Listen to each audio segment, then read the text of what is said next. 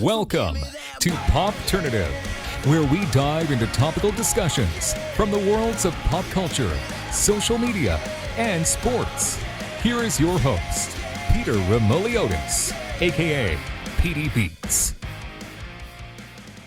Hello, welcome to the Popternative podcast. This is the podcast where digital discussions, the worlds of pop culture, TV, film, social media, everything really. As always, I'm your host, Peter Remoliotis. On Twitter, you know me as PD Beats. And my guest is an actress and a improviser who is in many TV shows, including Bless This Mess, Goliath, Teachers, Modern Family. It's a lot of shows. We're with Lisa Linke. Lisa, welcome to Popternative. Thanks for having me. I'm so glad to be here. No, I mean, like we talked about before, it took a while to get this interview done, but hey, it's happening. You people knew what we have gone through to bring this to you. Took a long time, but I'm happy to have you. And whether you're a comedian, an actor, writer, or director, you're all storytellers. When did Lisa Linke decide that she wanted to be a storyteller? Gosh, probably I always say it's probably when I got my first laugh around 6 months old, done. That's, and I just love that. I loved having attention. I loved being the center of the attention. That's what I loved when I was growing up. And then, I did all the school plays and all of that. And then I think I just kind of left it for a little while. And then, I started doing improv as a way to kind of blow off steam in grad school. And then I got back into it. And that first laugh I got at our first show, I was like, yep, there it is. That better than any drug that I could ever do. And I just always want more and more and more. So you mentioned improv. Tell us something right now about doing improv that people might or might not know about. What's a cool fun fact about improv that you could share with us right now? Yeah, people are surprised that there's a lot of rehearsal that goes into improv. Oh. And yeah, everybody thinks you just kind of stand up and do it, and that's not it at all. We never know what will happen on the day and in the actual performance, but I liken it to like a basketball game or any kind of sporting event. We don't know what will happen during the quarters or the halves, but we know that there will be 4 quarters or 2 halves. We know that if there's a foul, the free throw will happen. Like there are certain kind of functions and technicalities that happen in order to make it seem like it's flowing along well. So there's a lot of rehearsal to make it great. Yeah, because I feel like the flow is something that people don't really talk about as well, right? I mean, I'm sure too, like if there wasn't any practice, it might be really, really tough and really bad for the people doing it. I mean, there are like basic rules and mechanics that can be broken, but you have to have a good kind of working understanding of the people that you're with in order to do that on the fly. And the more veteran you are, the less rehearsal you need to do. But if you're working on a new form or you want to do a different long form or even short form, you do kind of have to everybody kind of has to agree to the rules of the game in the beginning before we can start messing with the rules. So yeah, you do have to have rehearsal, but a lot of people think that's insane. And the rehearsal is not pre-planning bits. No. We never know what's going to happen, but we rehearse so that when something comes up, we can capitalize on it very quickly. The term, jack of all trades is used for people like yourself that, do acting, comedy, improv. I was trying to think of the female gendered version of that. I was like, jackass. And then somebody was like, it's Jill. It's a Jill of all trades. The Jill of all trades. Yeah. I'm like jackass. I'm the jackass of all trades. Absolutely. Yeah. I apologize. I was just using the term. No. I was just making fun of myself for not recognizing that Jack and Jill went together very easily. Yes, it's true. Jack and Jill the Beast. Sorry. This is the other problem with working with an improviser is that I will hijack your thought in a heartbeat. So I apologize. No. You were saying that I'm a jack of all trades, and then I told you I was a jackass. Well, wearing many different hats is another thing I could say. Yeah. And in this industry where there's a lot of content to watch, there's a lot of opportunities for people like yourself. So it's really important to be multifaceted and do a lot of different things in this day and age. Yeah, I think so. I think the days of being just a writer or just an actor are long gone. And part of that is, technology, like just the very basic fact that I have an entire movie production studio in the palm of my hand is evidence of that. And also, I just think that people who bring more to the table and who are able and willing to collaborate in more than just one avenue make more opportunities for themselves. And when you have worked in other avenues or worked in other facilities, then when you go back to your original, kind of mode, you can add so much more, I think, even if it's by doing less, right? So in Chicago, when I would create a web series, I was producer, actor, set design, writer, co-creator, all of these things at once, costumer, everything. And so having done all that, then when you get hired to just, do a co-star that's like 2 lines, what a delight it is to be able to watch other people work. And it's also a lesson to learn that like, this is just your role. Your role is this narrow. And so you don't have to do anything else. It's really kind of cool. It's really cool. But that's amazing. You mentioned all the stuff you did at the web show. I mean, some people, it's a struggle for them to be this Jill of all trades, so to speak. You know what I mean? Yeah, I think, yes. I think definitely in Chicago, there's, my friend Matt Barbera is really, has said this for a long time. I think it's the gap is closing, but for a long time, we had a real big gap between talent and production. Production just kind of used their same people, and we had all this actors and talent and improv, community that didn't really bridge over into the production side. So when you did create your own web series, you didn't know many camera people, like you knew one guy who was a DP. And so you had to do it all yourself. Whereas living here in LA now, or maybe if you were in New York, everybody's kind of intermingling all the time. You always know somebody who just graduated from film school, or you always know somebody who day plays as a sound designer. Like the intermingling between talent and production is almost, there's no line anymore. Interesting. I like that word, yeah. Intermingling. That's a good one. Yeah, like there was such a division when I was living in Chicago, and it's been a while, so it may be very different now, but when I was living there, like really kind of improv and actors stayed on one side and production stayed on the other. So when production worked with an actor for like an industrial or for, a corporate thing, and they liked them, they just kept using them. So it was really hard to kind of break into that. And it was so interesting. It was just really interesting. So what you're saying, in the words of George Costanza from Seinfeld, is the worlds are colliding now. The worlds are colliding. And I think in part because your ability to make more content gives you the ability to have your content seen and have people want to talk to you and see what else you'd like to do and what else you can do with them. Absolutely. Yeah. You keep on showing up on all these TV shows in our lives. And I mentioned a few of them before, but it's just crazy how many shows you've been on. So, yeah. I mean, this is gonna be tough for you. I mean, it's not. I want you to kind of like pick and choose and just tell us about some of the shows that like you've been doing lately, or some from past that we should kind of know about, because there's a lot. Listen, I've been very, very fortunate. My manager, Michelle Larget, is incredible, and she comes from a corporate background like I do, and so we both have a very like strategic mind about what my game plan was and how we were going to kind of elevate my career. And it's just been fantastic, and I've been very fortunate to work on some incredible shows and big shows.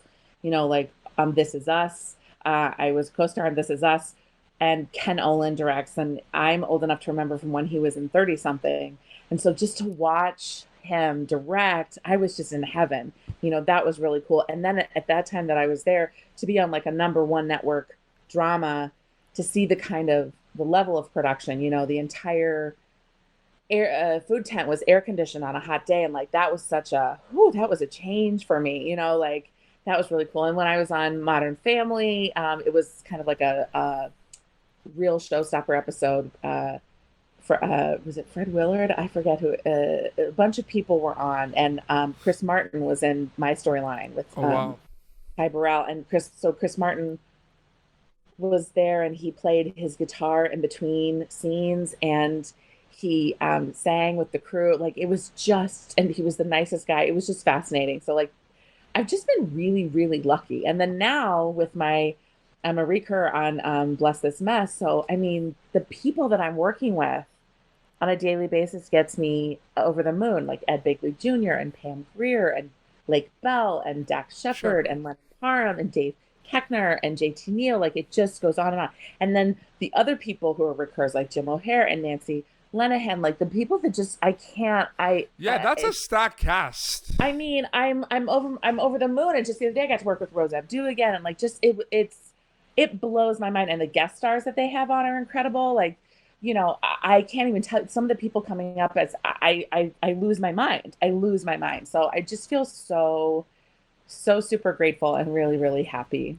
And another show too that you were also on is with Billy Bob Thornton, Goliath.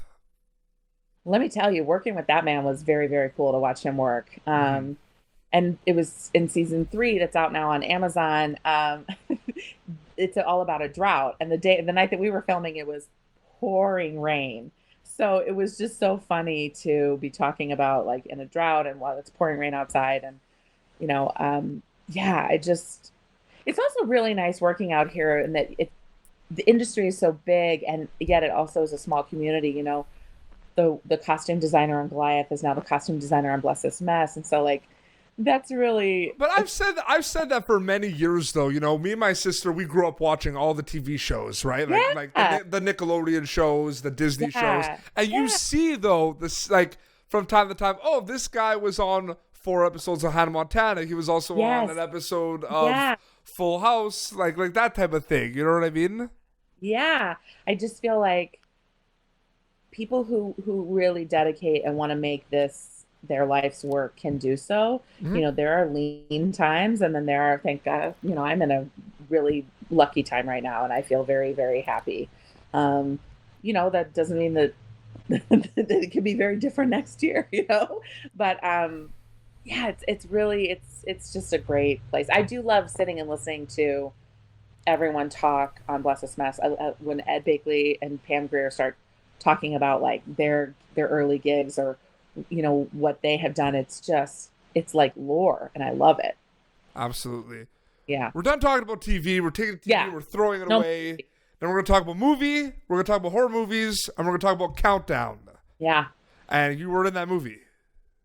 I was in the movie Countdown, which is out now and is doing really well. And if you like scary movies, you should go see it. I am less a fan of scary movies, although, truth, ever since the 2016 election, I can watch scary movies because nothing is scarier than being alive right now. So, it's funny because I had the director of Cam, which is a movie on Netflix with Madeline Brewer, and it's an incredible movie. Yeah. And I asked the director why, because like horror movies, it's crazy, right? Like they're so popular right now. Yeah. Like it's nuts. It's everybody, and I know so many friends who are like, that's their jam. They love horror movies. They go to see every single one. It's huge. They were like 8. And I watched a sort of scary movie when I was 8 and then didn't sleep for years. So, you know, I also just have the overactive imagination, and still to this day, when I wash my face and I stand up, I imagine that somebody will be standing behind me in a, you know, William Shatner mask. So that's kind of where I come from. But he kind of said what you said, like, because I said, why they're so scary, and he kind of talked about how, well, look at our country right now, and people are afraid. Like that's what he said, and I was like, oh man, like you got deep on me there. You know what I mean? There's a lot of, you know, when you kind of look on like a macro level at all the shows that are being made right now, there's a lot of post-apocalyptic, there's a lot of there's a lot of all this that's happening, and it's, you know, it's a way for us to kind of explore and think about what would happen if what's happening here or in our, you know, in our interpersonal relationships at work or with family, or on Facebook, happens on a global level. And that's just, it's scary. It is scary, but it's a safe scary. It's in that little box on my, you know, console. But like you mentioned, like the horror movies being people's jams and everything, but you also mentioned like yourself, like you have a hard time watching them. For me personally, I figured out 2 like coping mechanisms for watching horror movies. Are they like this? Because I do that. Well, I do it all the time, and you know my friends make fun of me for doing that. But there's 2 things. So when I was growing up, right, like I remember like the peak of horror movies when I was growing up was like House of Wax, Amityville Horror, the remakes, not the originals, but the remakes, right? So the House of Wax with Paris Hilton and Alicia Cuthbert and Chad Michael-Murray, and then the Amityville Horror with Ryan Reynolds, and the Grudge with Sarah Michelle Gellar. So two things. One, the gore in horror movies doesn't scare me anymore because I've interviewed and I know so many friends that have been in it that I know it's fake. I know it's blood. Like, it's ketchup. It's corn syrup. I know. You know what I mean? So that's kind of an easy one. But another one that I had was like, I would like watch The Grudge and I'd be like, no, this is not real because this is Sarah Michelle Gellar, who's Buffy, and she's an acting. Like, it's not real. So, do you know what I do now? That works. Like The Walking Dead. It does work. You got to find your thing. What I do now with The Walking Dead is I think, well, this wouldn't happen because if everybody died, our nuclear reactors would have a meltdown and everybody would be dead from radiation. Yeah. It works for me for everything now. I'm like, yeah, this isn't real. There's no way this can happen. No, absolutely. You know what? We're not going to get into it because we'll be here for another hour, but like, because my dad's a doctor and he says though that there's some like these far-fetched series, like for example, like Walking Dead or even like the whole Jurassic Park with like the cloning and stuff. It's not that far-fetched. No, there's always a nugget of truth to it. Yeah, it's not that far-fetched. My dad's a doctor. He's always like dissecting things and bringing up ideas and being like, you know what, that technically could happen maybe. Like, I know, right? And I'm like, oh man, like, no wonder you're scared of movies. You're scared of movies. You need to be like, you know what, that technically could never happen. You know, I read an article though talking about how like horror movie. It was kind of like a clickbaity article, but then you clicked it, but it was actually an interesting article. But it, like you read like the headliner of it, it's like, okay, relax. You know what I mean? It's basically like horror movies can make you live longer. So you're probably like chill. You know what I mean? But then you read the article, it's talking about the adrenaline aspect of it though. Yes. Which makes sense. Yeah. Yeah. I feel like a lot of people love to get startled like that in a place where they know for the next 90 minutes, this is going to happen. I don't like to be startled ever. Mm-hmm. And when I go to a horror movie with my friends or when I see something scary, they laugh so hard at me because I literally kind of like jump all over the place. Yeah. So it's not fun for me. It's insane because and not that these things I'm about to say were not popular to begin with, but there's like pockets of pop culture and sports right now that are becoming like more and more popular, like horror movies. Yeah. Whether you're a fan or not, wrestling right now is insane. Yeah. Oh my God. It's like everywhere. Insane. You know what I mean? Like there's these like pockets. Like I find that interesting. Like wrestling is like the biggest industry right now. It's nuts. Yeah, I know. And it's so funny because when I was growing up, everybody was like, is it real? The theory about that is they're stuntmen. In the movie, someone is doing a stunt for Tom Cruise. He's still doing the stunt, right? Well, that man does a lot of his own stunts. That was a horrible example. Why do you gotta do this for me? Why do you gotta do this to me? I mean, it's so Ryan Reynolds. Maybe Ryan Reynolds doesn't do his stunts. No, yeah, his face is way too pretty. There's no way he would do that. Not to say that Tom Cruise's face isn't pretty, but you know.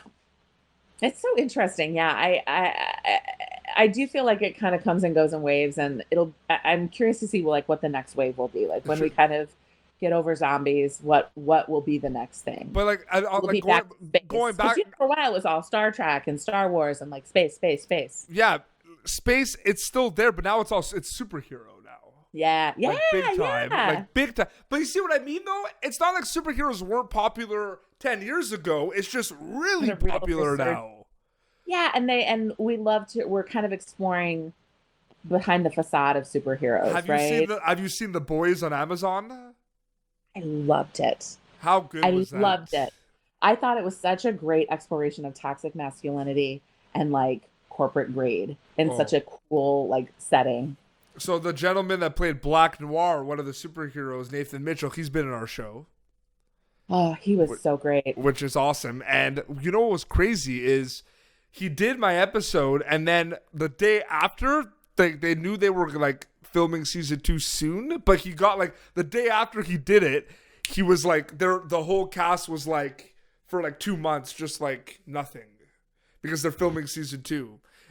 So it was crazy. What a great get you got. Another wave though, like in the food aspect of things, like hot sauce. All of a sudden, hot food.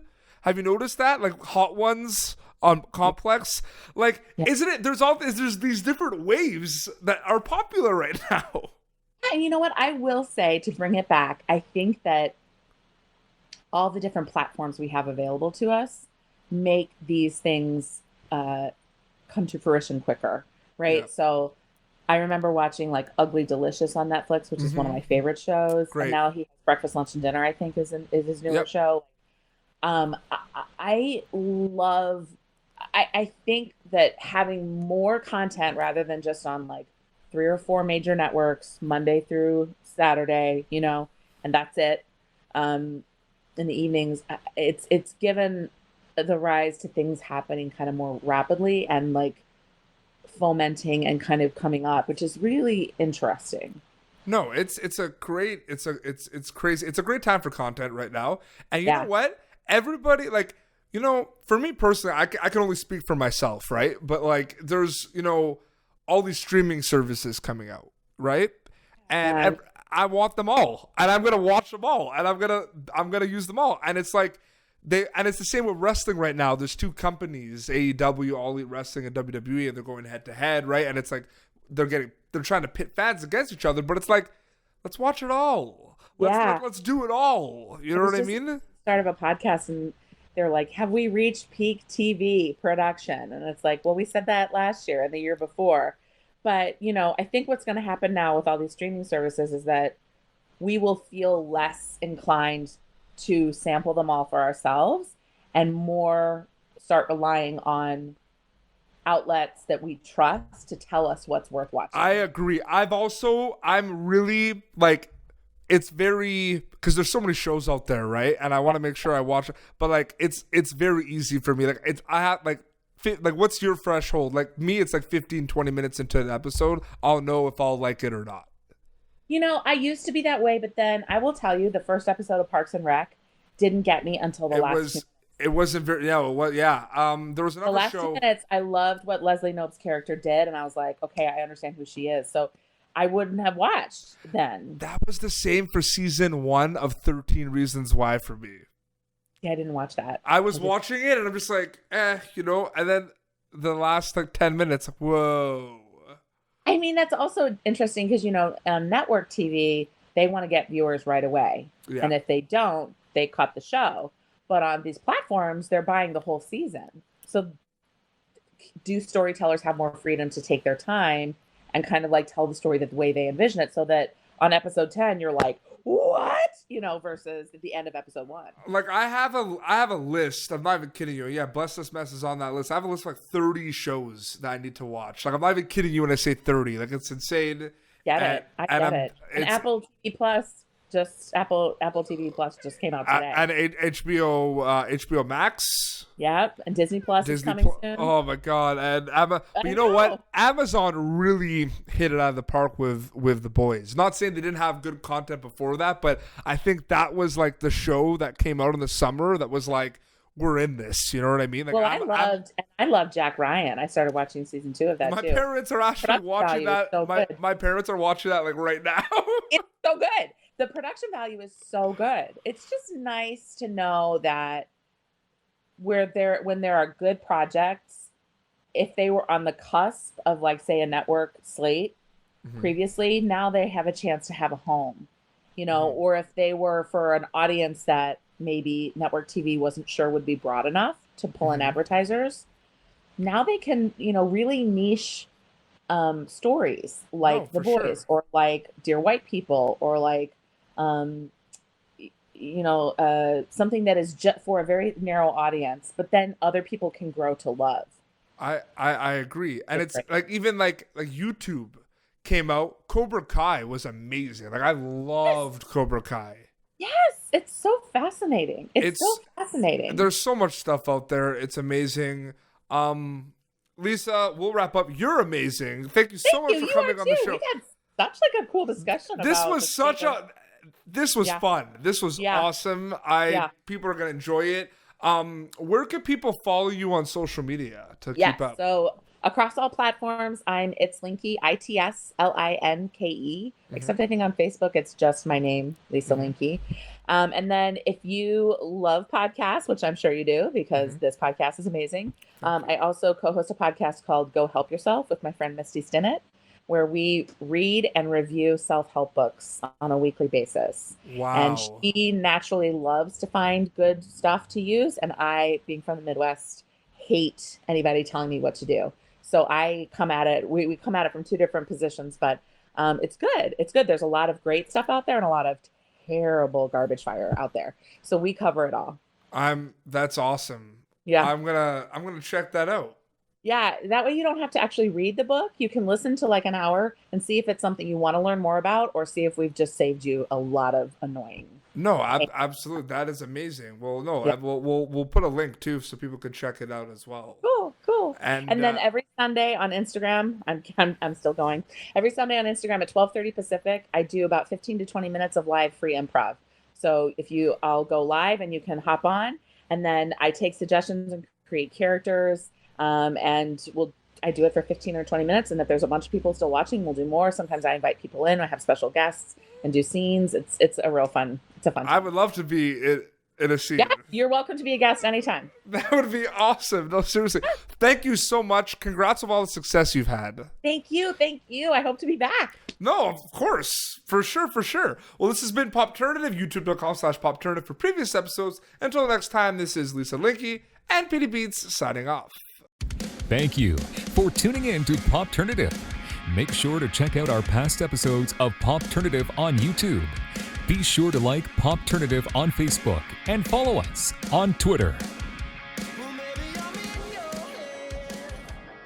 This has been an Autograph Communications production.